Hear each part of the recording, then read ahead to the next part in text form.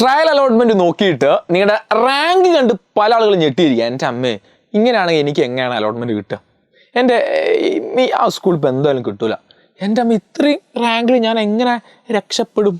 പല കൺഫ്യൂഷൻസാണ്, പല ചിന്തകളാണ് ഇപ്പോൾ നിങ്ങളെ തലയിൽ കൂടെ പോകുന്നത്. നിങ്ങൾ ആദ്യം ശ്രദ്ധിക്കേണ്ട കാര്യം, നമ്മൾ ട്രയൽ അലോട്ട്മെന്റ് നോക്കിയിട്ട് അല്ലെങ്കിൽ നമ്മുടെ ക്യാൻഡിൽ ലോഗിൻ ചെയ്തതിന് ശേഷം സ്കാപ്പിൽ ലോഗിൻ ചെയ്തതിന് ശേഷം നിങ്ങൾ ട്രയൽ അലോട്ട്മെന്റ് ക്ലിക്ക് ചെയ്താൽ ഇങ്ങനത്തെ പലർക്കും ചിലപ്പോൾ ചില ആളുകൾക്ക് എന്തെങ്കിലും കിട്ടിയിട്ടുണ്ടാവും. എന്തായാലും നിങ്ങളുടെ റാങ്ക് അവിടെ നിങ്ങൾക്ക് കാണാൻ സാധിക്കും അല്ലേ? അപ്പോൾ കിട്ടിയാണെങ്കിൽ ഇങ്ങനെ കാണും. ഇത് കൺഗ്രാജുലേഷൻസ്, കിട്ടിയ സ്കൂളിൻ്റെ പേരുണ്ട് GHS ഇരിങ്ങല്ലൂർ ഗുരുവായൂരപ്പൻ കോളേജ് കോഴിക്കോട് കിട്ടിയതാണ്. അതുപോലെ അവിടെ കിട്ടിയ കോഴ്സ് ഹ്യൂമാനിറ്റീസ് ആണ്, Islamic history, economics, political and social ഒക്കെ കാണാം.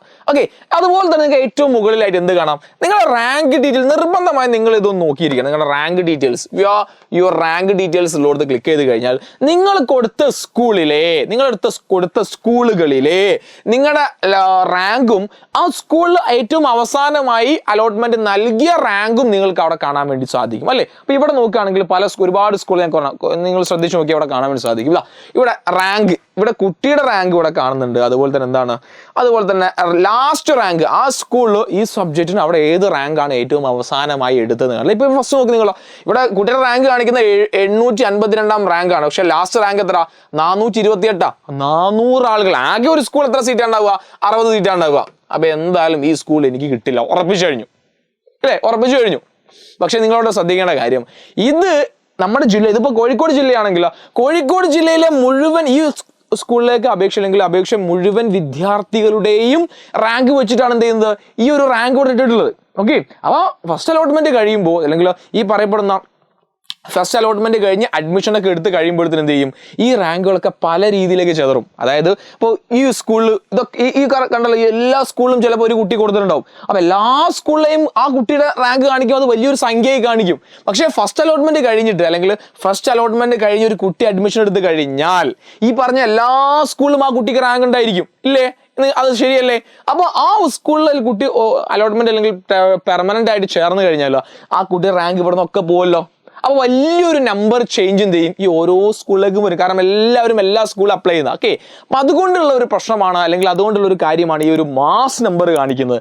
അതുകൊണ്ട് റാങ്ക് കണ്ട് നിങ്ങൾ എന്ത് ചെയ്യണ്ട, ഒരിക്കലും ടെൻഷൻ അടിക്കേണ്ട. 1, 2 അല്ലെങ്കിൽ ഫസ്റ്റ് അലോട്ട്മെന്റ് കഴിയുമ്പോഴത്തേക്ക് ഈ റാങ്കിലൊക്കെ വലിയ മാറ്റങ്ങൾ വരും. ഓക്കെ, അപ്പോൾ വളരെ വലിയ വ്യത്യാസമുള്ള റാങ്കിലാണ് നിങ്ങൾ ഇരിക്കുന്നതെങ്കിൽ നിങ്ങൾ എന്ത് ചെയ്യേണ്ട, ഒരു ടെൻഷൻ അടിക്കേണ്ട. ഈ രീതിയിലാണ് കാര്യങ്ങൾ നടക്കുന്നത്. ഓക്കെ, അപ്പോൾ ഫസ്റ്റ് ആയിട്ട് ഈ ട്രയൽ അലോട്ട്മെന്റിൽ ഈ കാര്യങ്ങൾ കൊടുക്കുന്നു. ശരിക്കും ട്രയൽ അലോട്ട്മെന്റ് കൊടുക്കുന്നതാണ് ഈ കാര്യങ്ങളൊക്കെ കൃത്യമായിട്ട് ആണോ അല്ലേ എന്ന് അറിയാൻ വേണ്ടിയിട്ട് അല്ലേ? അപ്പോൾ കൃത്യമായി നിങ്ങൾ എന്ത് ചെയ്യണം, ഈ റാങ്ക് നിങ്ങൾ നോക്കുക.